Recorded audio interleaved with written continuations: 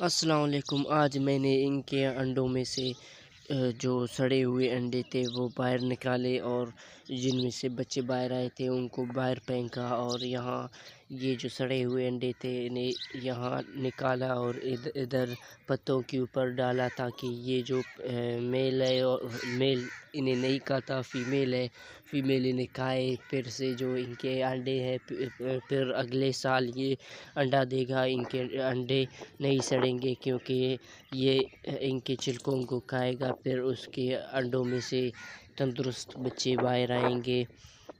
ابھی یہ جو یہاں دکھ رہا ہے یہ میل ہے، دوسرا جو آیا یہ فیمیل ہے۔